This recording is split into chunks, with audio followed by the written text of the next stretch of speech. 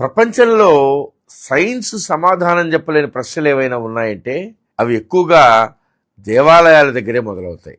ఇవి కథలు కావు, కల్పనలు కావు, మూఢనమ్మకాలు అంతకంటే కావు. ఇవి ఇప్పటికీ జరుగుతున్నటువంటి ప్రత్యక్ష అద్భుతాలు. మహానంది ఇక్కడ శివలింగం అడుగు నుంచి వచ్చేటువంటి నీటితో కొన్ని వేల ఎకరాల భూమి పండుతా ఉంది. మహానంది ఆలయం బయట ఉన్నటువంటి కోనేరులో గుండు సూది వేసినా కూడా కనిపిస్తుంది.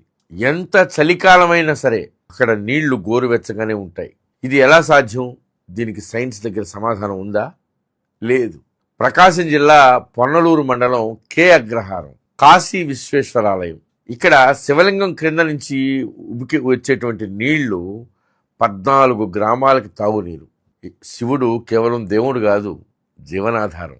ఆదిలాబాద్ జిల్లాలో శ్రీ బుగ్గ రామేశ్వరాలయం. శివలింగం నుంచి వచ్చేటువంటి నీరు ప్రవహిస్తుంది. శివలింగం నుంచి బుగ్గ అంటే ఊట వస్తుంది. శివలింగం నుంచి ఇక్కడ శివుడు నీటి బుగ్గగా ఊటగా మారాడు. కాళేశ్వరంలో ఒక అద్భుతం జరుగుతుంది. కాళేశ్వరం దేవాలయంలో నంది ఉత్తరాయణంలో ఉత్తరముఖంగా, దక్షిణాయనంలో దక్షిణముఖంగా తిరుగుతాడు. రాయి కదులుతుందా, లేకపోతే కాలమే కదపుతా ఉందా? ఆలంపూర్లో ఉన్నటువంటి బాలబ్రహ్మేశ్వర దేవాలయంలో స్వామికి ఎన్ని నీళ్ల ట్యాంకులతో అభిషేకం చేసినా కూడా ఆ నీళ్లు ఎక్కడికి పోతుందో అర్థమే కావటంలా. ఇప్పటికి కూడా ఎవరికి తెలియదు. అట్లాగే పానగల్లులో ఉన్నటువంటి ఛాయా సోమేశ్వరాలయం. ఈ శివాలయంలో ఒక అద్భుతం జరుగుతుంది. ఇక్కడి శివలింగం పైన నీడ పడుతూ ఉంటుంది. ఉదయం నుంచి సాయంత్రం వరకు సూర్యుడు ఎన్ని కోణాలలో తిరిగినా సరే శివలింగం పైన పడేటువంటి నీడ మాత్రం మారదు.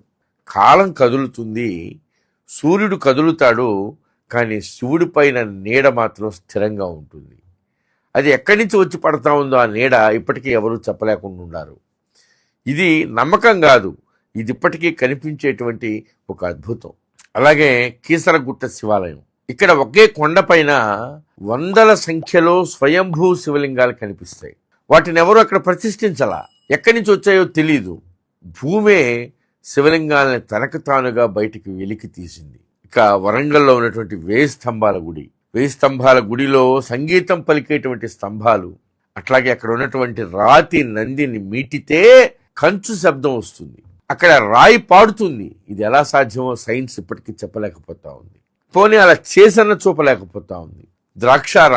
ద్రాక్షారామంలో ఉదయం సాయంత్రం సూర్యకిరణాలు నేరుగా శివలింగం పైన పడతాయి. ఇక భీమవరంలో సోమేశ్వరుడు. ఈ సోమేశ్వర స్వామి దేవాలయంలో ఉన్నటువంటి సోమేశ్వరుడు అమావాస్యకి నల్లగా, పౌర్ణమికి తెల్లగా మారుతాడు. చూడండి అద్భుతం. శివుడు కాలానికి అనుగుణంగా రంగు మార్చుకుంటున్నాడు. కోటప్ప కొండలో ఎటు చూసినా కూడా 3 శిఖరాలే కనిపిస్తాయి. ఇక్కడ కాకులు రావు. ఎందుకు రావో ఎవరికీ తెలియదు. చేజర్ల కపోతేశ్వర స్వామి దేవాలయం. ఇక్కడ దక్షిణ రంధ్రంలో నీళ్లు పోస్తే శవం వాసన వస్తుంది. ఉత్తరంలో నీళ్లు పోస్తే ఆ నీళ్లు అసలు మాయమైపోతాయి. భైరవ కోన. ఇక్కడ ఎంత వరద వచ్చినా కూడా గుడిలోకి మాత్రం నీళ్లు రావు. ఇక్కడ కూడా కాకులు రావు. అట్లాగే యాగంటి నంది రోజు రోజుకి పెరిగిపోతానే ఉన్నాడు. రాతి విగ్రహం ఎలా పెరుగుతా ఉందో సైన్స్ చెప్పలేకపోతా ఉంది. ఒకవేళ ఏవైనా కొన్ని రీజన్స్ చెప్పినా కూడా దాన్ని తిరిగి చేసి చూపించలేకపోతా ఉంది సైన్స్. శ్రీశైల మల్లికార్జున స్వామి దేవాలయంలో ఒకప్పుడు భ్రమరాంబికాదేవి వెనక 9 ఝంకారం ఆ శబ్దం వినిపించేదని, ఇప్పుడు భక్తుల రద్దీ ఎక్కువ కావడం వల్ల వినిపించడం లేదని చెప్తారు. అట్లాగే సంగమేశ్వరంలో ఈ ఆలయంలో సంగమేశ్వరుడు 6 నెలలు నీళ్లలో ఉంటాడు, 6 నెలలు బయట ఉంటాడు. ఇక్కడ వేప చెట్టు మొద్దే శివలింగం. అలాగే శ్రీకాళహస్తి. ఇక్కడ శివుడు వాయు రూపంలో ఉంటాడు. అమరనాథ్లో మనకు తెలుసు మంచు శివలింగం. అమరనాథ్ గుహలో శ్రావణ మాసంలో స్వయంగా మంచు శివలింగం ఏర్పడుతుంది. అది ఎలా ఏర్పడుతుంది, ఎలా అంతర్ధానం అయిపోతుంది ఎవరూ చెప్పలేకుండా ఉన్నారు. ఇవన్నీ ఏం చెప్తున్నాయి? శివుడు ఒక కల్పిత పురాణ పాత్ర కాదు. శివుడు కేవలం ఒక సిద్ధాంతం కాదు. శివుడు ఒక అద్వితీయ అనుభవం. సైన్స్ ప్రశ్నిస్తుంది, కానీ శివుడు మౌనంగా సమాధానం ఇస్తాడు. హర హర మహాదేవ్. ఈ వీడియో మీకు నచ్చినట్లయితే లైక్ చేయండి, షేర్ చేయండి, సబ్స్క్రైబ్ చేయండి. మీ అభిప్రాయాన్ని కామెంట్ల రూపంలో తప్పకుండా తెలియజేయండి.